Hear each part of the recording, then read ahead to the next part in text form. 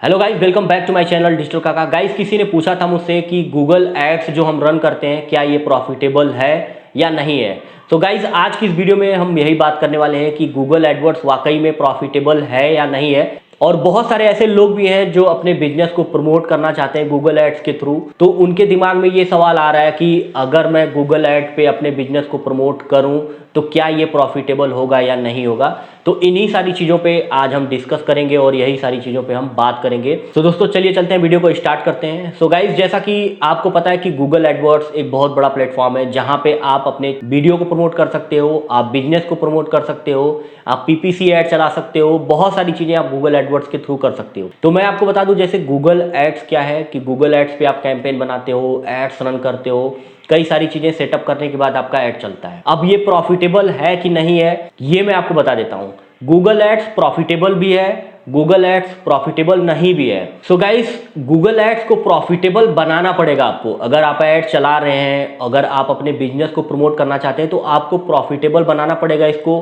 अब Google ads की अगर हम बात करें तो गूगल एड्स पे अगर आप बिगिनर हैं, अगर आपने कभी भी ऐड नहीं चलाया है, कभी भी कोई कैंपेन नहीं बनाया है, तो ये आपके लिए प्रॉफिटेबल होना थोड़ा सा मुश्किल होगा। और कैसे आप इसको प्रॉफिटेबल बना सकते हो ये चीज मैं आपको बता दे रहा हूं। जैसे गूगल पे जब हम ऐड बनाते हैं या किसी भी बिजनेस को प्रमोट करते हैं, कोई भी कैंपेन बनाते हैं, तो कुछ चीजों का ध्यान देना होता है। अगर इन चीजों का ध्यान आप देते हैं तो ये ऐड आपके लिए प्रॉफिटेबल हो सकता है। लेकिन अगर आप ध्यान नहीं देते हैं इन चीजों का तो ये आपके लिए बहुत बड़ा लॉस मेकिंग भी हो सकता है। तो इसलिए कोई भी प्लेटफॉर्म प्रॉफिटेबल होता है या नहीं होता है, उसको प्रॉफिटेबल बनाना पड़ता है। तो आज की इस वीडियो में मैं कुछ पॉइंट्स आप लोगों के साथ शेयर करने वाला हूं।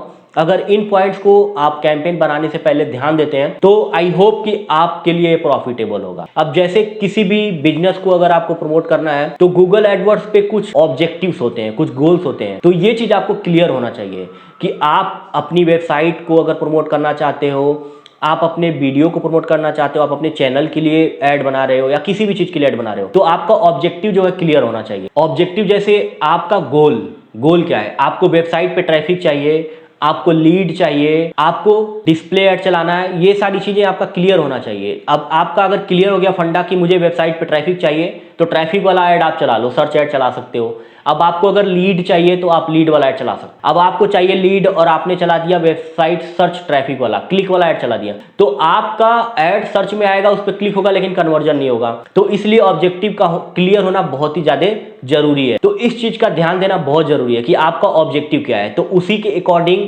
ऑब्जेक्टिव आप चूज करोगे गूगल एड्स में, फिर कैंपेन बनाओगे तो वो चीज आपके लिए तब प्रॉफिटेबल होगा। और जो दूसरी चीज ध्यान देने वाली होती है वो होता है कीवर्ड मैच। तो जब भी आप कीवर्ड मैच सिलेक्ट करो, इसमें चार प्रकार के कीवर्ड्स मैच होते हैं। पहला होता है ब्रॉड मैच, दूसरा होता है मॉडिफाइड ब्रॉड मैच, तीसरा होता है फ्रेज मैच और चौथा होता है एग्जैक्ट मैच। तो यहाँ पे आपको ब्रॉड मॉडिफाइड अगर लेके आप चल रहे हो तो ज्यादा बेटर है, या तो फ्रेज मैच अगर आप लेके चल रहे हो तो ज्यादा बेटर है। अगर आपने ब्रॉड मैच ले लिया तो यहाँ पे आपका नुकसान होने वाला है। तो इसीलिए कीवर्ड मैच पे भी बहुत ज्यादा ध्यान देने वाली बात होती है। तो जब भी ऐड में आप कीवर्ड्स डालो तो एक बार उसका मैच टाइप देख लो कि किस मैच टाइप का आपको कीवर्ड सिलेक्ट कर रहे हो। तीसरा पॉइंट जो एक देखने वाला होता है वो होता है लैंडिंग पेज। अब आपने कोई भी लैंडिंग पेज बनाया, चूंकि ऐड आप बना रहे हो तो कहीं ना कहीं ऑडियंस को तो लैंड करवाओगे, ऑब्वियसली आप लैंडिंग पेज पे ले जाओगे या वेबसाइट पे ले जाओगे।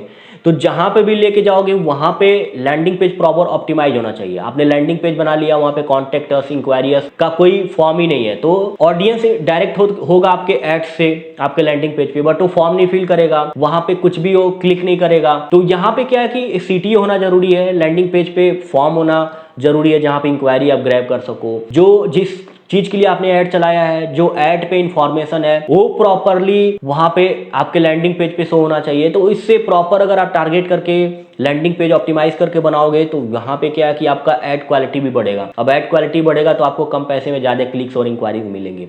तो इस चीज को भी एक बार ध्यान देना होता है। और जो नेक्स्ट चीज में देखनी होती है वो होता है निगेटिव कीवर्ड्स। जब आप ऐड बनाओगे तो उसमें बहुत सारे ऐसे कीवर्ड्स होंगे जिनसे आपका ऐड सर्च में आ रहा है और क्लिक में आ रहा है, ठीक है। तो ये चीज देखना होगा, उन कीवर्ड्स को निगेटिव में डाल दो। यानी आपको कुछ ऐसे कीवर्ड्स जिससे क्लिक आ रहा है बट आप चाहते हो कि इस कीवर्ड से मुझे क्लिक ना आए और इस कीवर्ड से मेरा ऐड ना दिखे, तो उसको निगेटिव वाले कीवर्ड्स लिस्ट में ऐड कर दो।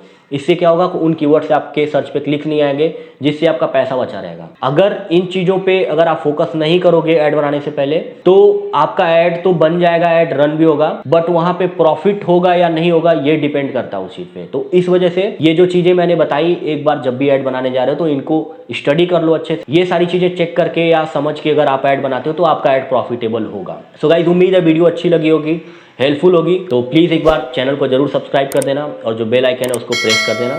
Thank you so much for watching my video.